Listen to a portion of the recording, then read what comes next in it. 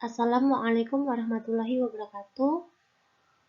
Tujuan pembuatan video ini untuk memenuhi salah satu tugas mata kuliah Metodologi Studi Islam dengan dosen pengampu Dr. Mambaul Ngadimah MAG.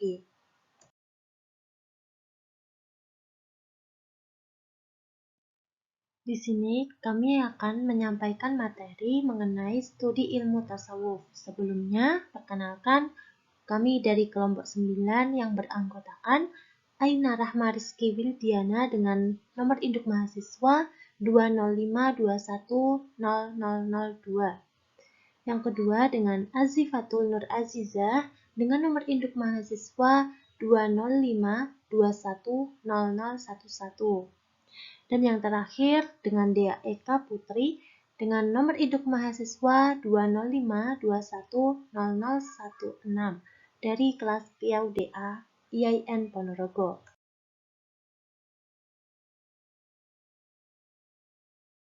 Di sini saya Dea Eka Putri dengan nomor induk mahasiswa 2052100016 akan menjelaskan pengertian tasawuf dari segi bahasa, istilah, dan menurut para ahli. Pertama, saya akan menjelaskan pengertian tasawuf secara bahasa. Secara bahasa, tasawuf berasal dari beberapa kata. Yang pertama adalah al-syufah, yaitu nama yang diberikan oleh sebagian kaum fakir miskin di awal Islam. Yang kedua adalah syuf, yaitu artinya adalah bulu domba. Yang ketiga adalah syofi, yaitu orang-orang yang mensucikan dirinya dari kehidupan dunia. Dan yang keempat adalah syof, yang berarti barisan terdepan orang-orang yang dalam melakukan kebaikan di jalan Allah Subhanahu wa Ta'ala. Dari beberapa kata tersebut dapat diambil kesimpulan bahwa pengertian tasawuf secara bahasa adalah cara yang dilakukan seseorang untuk mensucikan atau mendekatkan dirinya kepada Allah Subhanahu wa Ta'ala dengan penuh kesederhanaan. Dan selanjutnya adalah pengertian tasawuf secara istilah. Pengertian tasawuf secara istilah dapat diartikan sebagai cara untuk mensucikan diri dari kehidupan dunia dan memfokuskan diri untuk selalu beribadah kepada Allah. Tasawuf secara istilah dapat disamakan dengan ahlu sufah, yaitu yang berarti sekelompok orang yang mensucikan dirinya dan berusaha untuk mendekatkan dirinya kepada Allah pada masa Rasulullah SAW. Selanjutnya adalah pengertian tasawuf menurut beberapa ahli. Menurut beberapa ahli, pengertian tasawuf adalah sebagai berikut. Pertama adalah pengertian tasawuf menurut Ibnu Khaldun. Menurut Ibnu Khaldun, tasawuf adalah sebagian ilmu dan ajaran Islam yang bertujuan agar seseorang memfokuskan dan membesarkan dirinya untuk kepada Allah Subhanahu wa Ta'ala dan tidak tertarik kepada pernak-pernik kehidupan duniawi. Selanjutnya, pengertian tasawuf menurut Syekh Abdul Hasan Asyadzili. Menurut Syekh Abdul Hasan Asyadzili, tasawuf merupakan sarana untuk praktik dan latihan dengan cinta yang dalam dan ibadah untuk mengembalikan diri kepada jalan Tuhan. Selanjutnya adalah sejarah perkembangan tasawuf yang dimulai sejak masa Rasulullah SAW. Pada periode pertama, yaitu masa Rasulullah SAW, Rasulullah telah mengajarkan kepada umat dan kaumnya mengenai ajaran tasawuf yang dapat dilihat dari perbuatan Rasulullah, perilaku Rasulullah, dan cara beribadah Rasulullah kepada Allah Subhanahu wa Ta'ala. Dan yang kedua adalah periode masa sahabat. Masa sahabat Rasulullah yaitu Abu Bakar As-Siddiq, Umar bin Khattab, Utsman bin Affan, dan serta Ali bin Abi Thalib telah mengajarkan dan mengembangkan ajaran tasawuf melalui apa yang mereka lihat dari perilaku Rasulullah, perbuatan Rasulullah, dan juga cara beribadah Rasulullah, serta tetap berpegang teguh pada ajaran Al-Quran serta As-Sunnah. Selanjutnya adalah periode 3, yaitu periode masa tabi'in. Tabi'in adalah murid-murid dari sahabat Nabi Muhammad SAW. Mereka mengajarkan dan mengembangkan ilmu tasawuf dalam bentuk disiplin ilmu dan tetap sejalan dengan Al-Quran serta As-Sunnah, serta tetap meneladani perilaku dan praktik-praktik serta cara hidup Rasulullah SAW. Dan selanjutnya adalah periode keempat, yaitu periode masa penyebaran tasawuf. Masa penyebaran tasawuf ini ditandai dengan munculnya tarekat-tarekat, masuknya ajaran Syiah atas tasawuf, dan masuknya ajaran filsafat ke dalam ilmu tasawuf. Dan selanjutnya adalah periode 5, yaitu masa pencerahan tasawuf. Pada masa pencerahan tasawuf ini muncul para tokoh-tokoh tasawuf yang mengembangkan ajaran tasawuf. Dan di antara para tokoh yang terkenal dalam masa pencerahan tasawuf ini adalah Al-Ghazali. Al-Ghazali telah berhasil membawakan ajaran tasawuf yang dibawanya, yaitu ajaran tasawuf Sunni.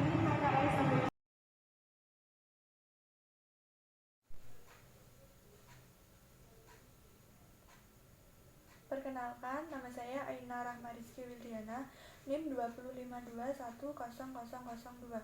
Saya di sini akan menyampaikan materi terkait pembagian tasawuf. Sebagaimana pendapat Ismail Hasan, ada 3 pembagian tasawuf yang terkenal, yaitu yang pertama, tasawuf falsafi, merupakan tasawuf yang dipusatkan kepada konvergensi konsep-konsep filsafat dan tasawuf, atau disebut dengan metafisika mistik. Dan yang kedua yaitu tasawuf akhlaki, merupakan bagian tasawuf yang mengkhususkan pada konsep-konsep tingkah laku, akhlak atau perbuatan budi pekerti atau perbaikan akhlak. Dan yang ketiga yaitu tasawuf salafi, merupakan tasawuf yang selalu melandaskan ajaran-ajarannya dengan Al-Quran dan Al-Sunnah secara ketat.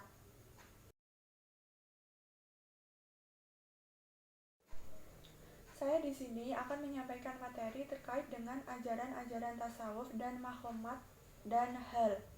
Menurut Asep Usman Ismail, ajaran dan pengamalan tasawuf terfokus pada 3 kegiatan atau amaliyah, yaitu sebagai berikut. Yang pertama, tazkiyatun nafs, yaitu membersihkan diri dari dosa besar maupun dosa kecil, serta membersihkan diri dari berbagai penyakit hati dan sifat-sifat tercela. Dan yang kedua yaitu taharub ilallah, yaitu mendekatkan diri kepada Allah Subhanahu wa taala. Yang ketiga yaitu hudurul qalbi ma'allah, yaitu merasakan kehadiran Allah di dalam kalbu. Amaliyah ini memfokuskan diri pada perjuangan merasakan kehadiran Allah dan melihatnya dengan mata hati, bahkan hingga merasakan kesatuan diri dengannya.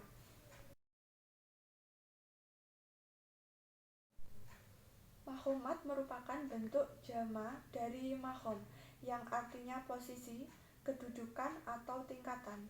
Abu Nas At-Tausi menjelaskan bahwa makhomat adalah kedudukan seorang hamba di hadapan Allah yang berhasil diperolehnya melalui ibadah, perjuangan melawan hawa nafsu atau jihad an-nafs, berbagai latihan spiritual atau riyadhah, dan menghadap segenap jiwa raga kepada Allah Subhanahu wa taala.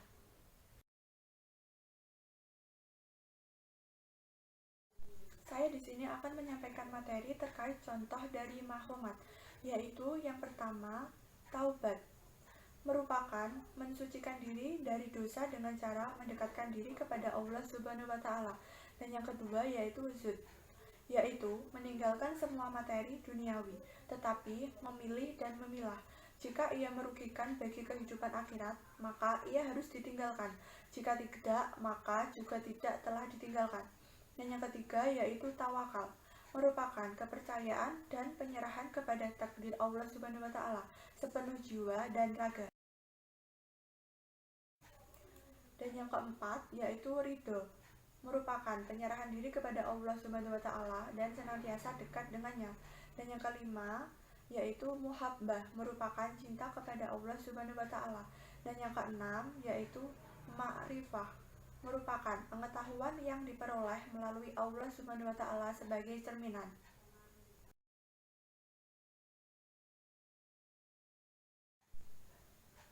Saya di sini akan menyampaikan materi tentang ahwal atau hal.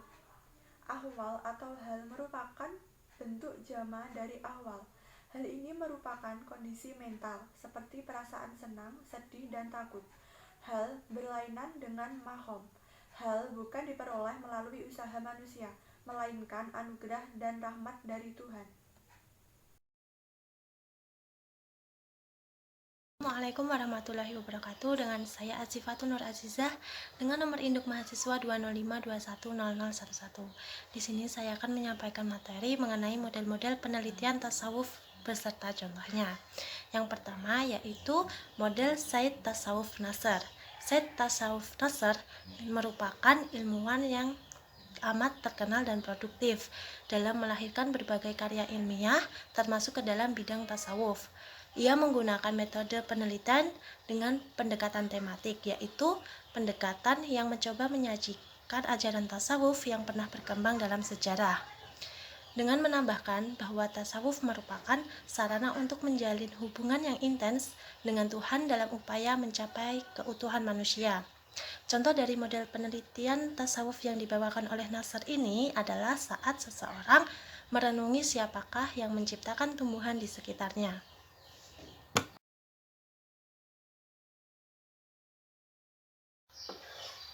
Yang kedua yaitu model Mustafa Zahri. Penelitian bersifat eksploratif, yakni menggali ajaran tasawuf dari berbagai literatur ilmu tasawuf. Ia menekankan pada ajaran yang terdapat dalam tasawuf berdasarkan literatur yang ditulis oleh para ulama terdahulu serta dengan mencari sandaran pada Al-Quran dan Al-Hadis. Contoh dari model penelitian tasawuf yang dibawakan oleh Mustafa Zahri ini adalah dengan menggali berbagai sumber dan ajaran yang membahas mengenai tasawuf.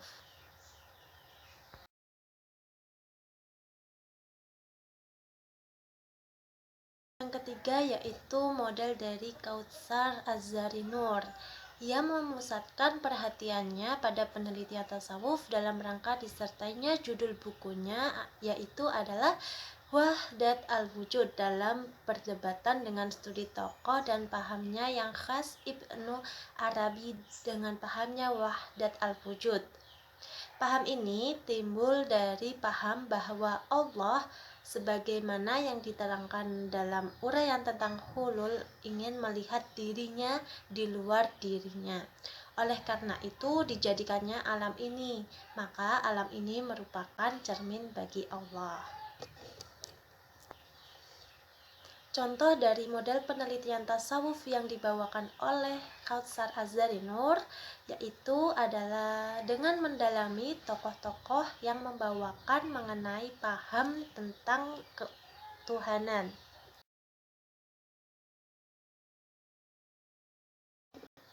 Yang keempat yaitu model dari Harun Nasution. Harun Nasution merupakan guru besar dalam bidang teologi dan filsafat Islam dan juga menaruh perhatian terhadap penelitian di bidang tasawuf. Dalam bukunya yang berjudul Filsafat dan Matisme dalam Islam, ia menggunakan metode tematik, yakni penyajian ajaran tasawuf yang disajikan dalam tema jalan untuk dekat kepada Allah, zuhud dan stasiun-stasiun lain, al-mahabbah, al-ma'rifat, al-fana, al-baqa, al-ittihad, al-hulul, dan wahdat al-wujud. Contoh model penelitian tasawuf yang dibawakan oleh Harun Nasution yaitu penyajian ajaran-ajaran tasawuf yang disajikan dengan tema jalan untuk mendekatkan diri kepada Allah.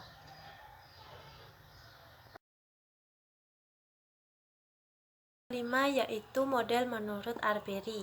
Arbery merupakan salah seorang peneliti barat kenamaan.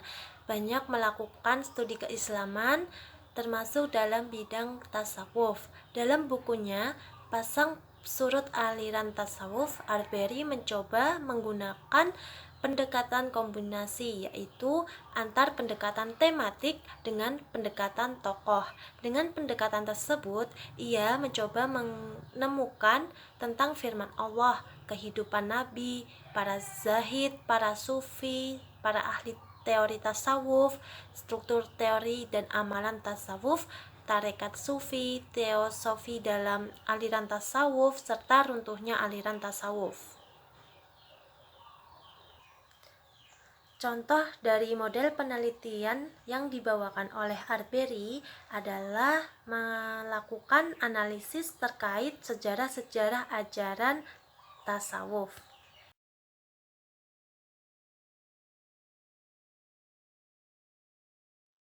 Terima kasih, sekian dari kelompok kami. Mohon maaf apabila terdapat kesalahan dan kekurangan. Wassalamualaikum warahmatullahi wabarakatuh.